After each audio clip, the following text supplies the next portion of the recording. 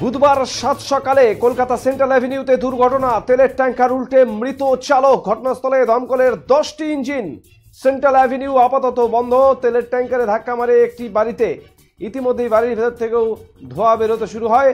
আতঙ্কিত হয়ে পড়েন এলাকার বাসিন্দারা। গ্যাস কাটার নিয়ে আসা হয়। তেলের ট্যাঙ্কারটিকে সোজা করার দীর্ঘক্ষণের চেষ্টার পর ট্যাঙ্কারটিকে সোজা করা হয়। ভেতরে কেউ আটকে রয়েছে কিনা তাও দেখার চেষ্টা চালাচ্ছে পুলিশ। ইতিমধ্যে চালকের দেহ ময়নাতদন্তের জন্য নিয়ে যাওয়া হয়েছে। আবার আপনাদের জানিয়ে রাখি, বুধবার সাত সকালে কলকাতা সেন্ট্রাল অ্যাভিনিউতে দুর্ঘটনা, তেলের ট্যাঙ্কার উল্টে মৃত চালক। ঘটনাস্থলে দমকলের 10টি ইঞ্জিন।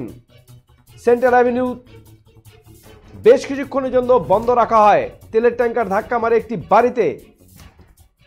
বাড়ির ভেতর থেকেও ধোঁয়া বেরোতে দেখা যায়। আতঙ্কিত এলাকার বাসিন্দারা।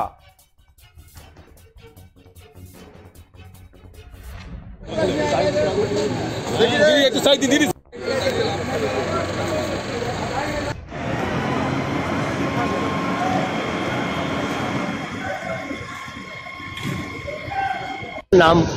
আমার নাম হচ্ছে পলাশ চক্রবর্তী। কখন দেখেছেন? দেখুন, আমি 5:15 সময়, 5টা থেকে একটু আওয়াজ আসছিল। 5:15 সময় আমি আমার সাদা বিল্ডিং থেকে নিচে নামি। পাশের বিল্ডিংটাই আমার, যেখানে ঘটনাটা ঘটেছে। তো 5:15 সময় নিচে নেমে আমি দরজা খুলে, যখন সিকিউরিটি থেকে দরজা খুলে বাইরে আসি, এসেই তখন দেখি এখানে ট্যাঙ্কার পুরো উল্টে আছে। দাউ দাউ করে পুরো আগুন জ্বলছে, মানে মারাত্মক আগুন যেটাকে বলে, সাধারণ কোনো আগুন নয়। যার লেলিয়ান শিখা একদম উপর পর্যন্ত চলে গেছে। তো 5:15 থেকে তখনই দেখলাম ফায়ার ব্রিগেডে অলরেডি ওনারা সব চলে এসেছেন, ফায়ার ফাইটাররা। তারা এসে আগুন নিভানোর জন্য অলরেডি জল দেওয়া করছেন, কিন্তু আগুন নিভার কোনো চান্সই সেখানে নেই। এত দাউ দাউ করে জ্বলছে, একসঙ্গে চারদিক থেকে ইঞ্জিন থেকে একসঙ্গে জল দেওয়া হচ্ছে, কিন্তু আগুন নেভার কোনো চান্সই নেই।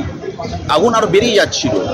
তো সেইটা দেখে শুধু আমরা নয়, আমাদের সঙ্গে রেসিডেন্সিয়াল আরও যারা বাড়িতে যারা আছেন তারাও দেখে সব ভয় পেয়ে গেছেন। তারাও নিচে সঙ্গে সঙ্গে নেমে চলে আসেন। এখানে নিচে নেমে গেটে দাঁড়িয়েছিলাম। তারপর আস্তে আস্তে যখন এটা জলটা দিতে প্রায় 1 ঘন্টার মতো সময় লেগেছে পুরো আগুনটা নিমতে।